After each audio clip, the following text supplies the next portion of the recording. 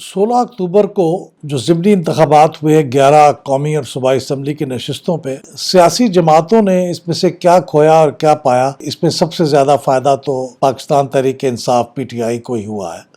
इसलिए कि इन 11 नशिस्तों में से जो 8 नशिस्तें थी कौमी असम्बली की, उनमें से 6 पे PTI जीती, 2 पे पाकिस्तान पीपल्स पार्टी जीती, तो ज़्यादा नशिस्तें PTI ने हासिल की। और सूबाई असम्बली की नशिस्तें 3 थीं, उनमें से 1 पे पाकिस्तान मुस्लिम लीग नवाज़ जीती और 2 पे PTI जीती।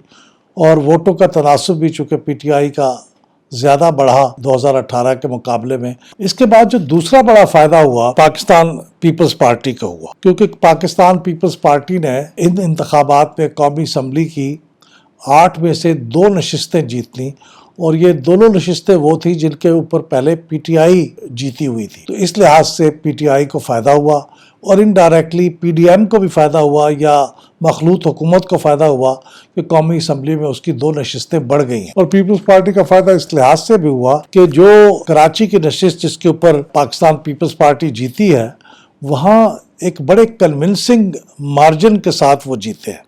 और ये भी एक हकीकत है कि उसके नतीजे में जो पाकिस्तान पीपल्स पार्टी की फ्यूचर स्कीम ऑफ थिंग्स है, यानी जनरल इलेक्शन है, उसके बारे में भी वो ज़्यादा एतमाद के साथ अपनी हिकमत अमली बना सकेंगे। लास्ट टाइम जो वोटों का तनासब था जिससे PTI जीती थी, वो कोई सिर्फ 1292 वोटों का फ़र्क था, लेकिन अब जो पीपल्स पार्टी जीती है वो कुछ 10,000 वोटों के फ़र्क से जीती है कराची के मलीर 1 से।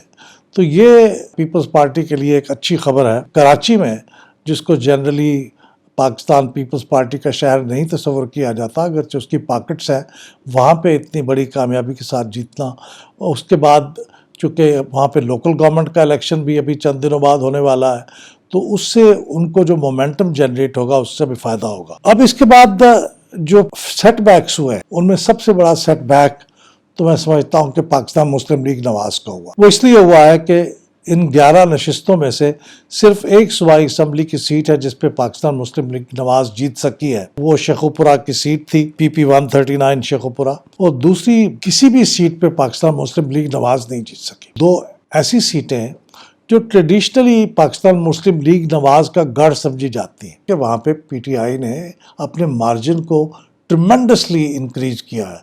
तो ये PMLN के लिए एक शर्मिंदगी के लिए और बहुत तशवीश की बात होगी। इसी तरह दूसरी कॉन्स्टिट्यूंसीज़ के बारे में भी ये बातें कही जा सकती हैं, लेकिन ये 2 मिसाल के तौर पे बड़े सेटबैक्स हैं जो पाकिस्तान मुस्लिम लीग नवाज़ को मिले हैं इन बाई इलेक्शंस के अंदर। तीसरा सेटबैक मैं समझता हूँ कि अवामी नेशनल पार्टी को भी हुआ है। वो खैबर पख्तूनख्वा की 2 नशिस्तों के ऊपर उम्मीदवार थे और वहाँ पे वो दोनों पे उनको शिकस्त मिली। अगरचे ठीक है पेशावर में बड़े मार्जिन से हारे, लेकिन चारसद्दा में उन्होंने जो फ़र्क था पाकिस्तान PTI के मुकाबले में उसे कम किया। तो एमल वली खान साहब ने किसी हद तक उस नुकसान को कम करने की कोशिश की, लेकिन नशिस्त वो फिर भी हार गए। तो ANP को भी किसी हद तक सेटबैक हुआ। और जमीयत उलमा इस्लाम जो मर्दान में जिनके नुमाइंदे PTI का मुकाबला कर रहे थे, वो भी ये नशिस्त हार गए। तो इस लिहाज से इन दोनों पार्टियों को भी सेटबैक हुआ। लेकिन मैं समझता हूँ सबसे बड़ा सेटबैक वो मुत्तहिदा कौमी मूवमेंट पाकिस्तान को हुआ कि कराची की जो नशिस्त जिसके ऊपर उन्होंने इलेक्शन लड़ा, NA 239 कोरंगी 1, वहाँ पे उनको पिछले इलेक्शन में भी अगरचे शिकस्त हुई थी, लेकिन वो सिर्फ 338 वोटों की शिकस्त थी। बहुत थोड़े वोटों से वो हारे थे उनके नुमाइंदे। लेकिन इस दफ़ा ये कोई तकरीबन 100 गुना ये मार्जिन बढ़ा है, 31,900, यानी कोई तकरीबन 32,000 वोटों का फ़र्क पैदा हुआ है। तो ये MQM के लिए एक बहुत बड़ी तशवीश की बात है। तो मेरा ख्याल सबसे बड़ा नुकसान अगर किसी पार्टी को इन बाई इलेक्शंस में हुआ है तो वो PMLN के बाद मैं समझता हूँ MQM पाकिस्तान को हुआ। ये तमाम और इन जैसे कई इश्यूज़ पर अगर आप एनालिसिस देखना चाहते हैं तो फिर PILDAT YouTube चैनल को सब्सक्राइब कीजिए, बेल के बटन को दबाइए ताकि आप हमारी हर नई वीडियो रिलीज़ होते ही देख सकें।